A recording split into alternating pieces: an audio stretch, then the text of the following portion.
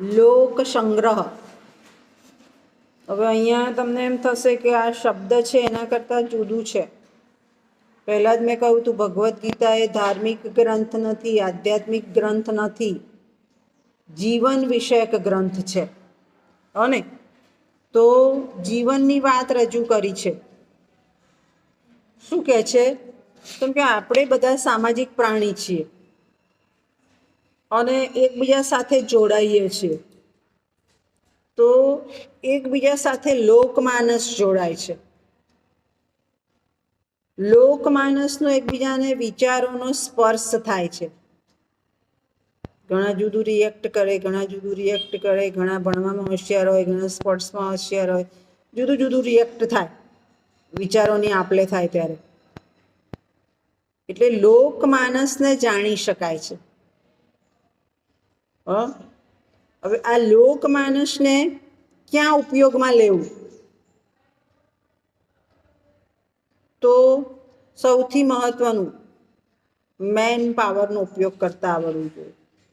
Man power. આપણા પાસે, બધા પાસે શક્તિઓ રહેલી જ છે, ઇન્ટેલિજન્સી છે જ. એનો ઉપયોગ ક્યાં કરવો?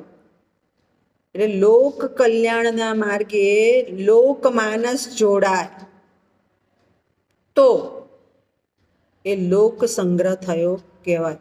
હમણાં પેલી દિલ્હી ટ્રેન જે આવી એનું મેં એક સરસ ક્લાસમાં જ ઉદાહરણ આપ્યું હતું કે ફર્સ્ટ ક્લાસની ટિકિટવાળા, એસીની ટિકિટવાળા અને સેકન્ડ ક્લાસની ટિકિટવાળા એ લોકો પ્લેટફોર્મ પર ગયા જ ન હોત, ગાડી જવા દેવાની હતી. આ લોકમાનસ છે, એને અસર નથી થવાની પૈસાની. પેલા જનરલ ક્લાસવાળા ભલે બિચારા જાય, કેમ કે જનરલ ક્લાસવાળાને એ જ ગાડી પૂરતી ટિકિટ ચાલવાની છે. પેલાને પાછું મળશે કે ગાડી ચૂકી ગયા તો 50% પાછા મળશે. પણ આ સમજે ત્યારે થાય. મહાકુંભનો એક વિડીયો સાચો છે કે મને નથી ખબર, પણ પેલા બેન છે, કોણ છે, અદાણીની ડોટર કે વહુ કોઈ બોલે છે, અદાણી ગ્રુપના, મને નામ યાદ નથી રહ્યું.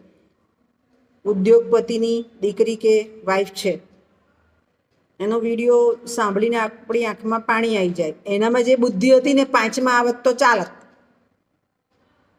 એમ કે છે કે હું અંદર પડી, ઉદ્યોગપતિની દીકરી આપણે માની લઈએ તો ઉદ્યોગપતિ છે એટલે એની સાથે 5-7 જણા એના વર્કર પણ હશે, હે ને?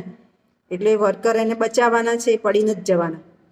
ધેટ મીન્સ 5 ને 6 થઈ ગયા. આ 6 જણા 2ને તો બચાવી જ શકવાના છે ખેંચીને, પણ એ વૃત્તિ હોવી જોઈએ કે મારે પેલા લઈ લેવાનો છે, બહાર ખેંચવાનો છે. પણ પોતે ધક્કાધક્કી કરે. એણે પોતે રડતા રડતા જ કીધું કે મારા હાથમાં જ 2 બાળકો મરી ગયા ખેંચ્યા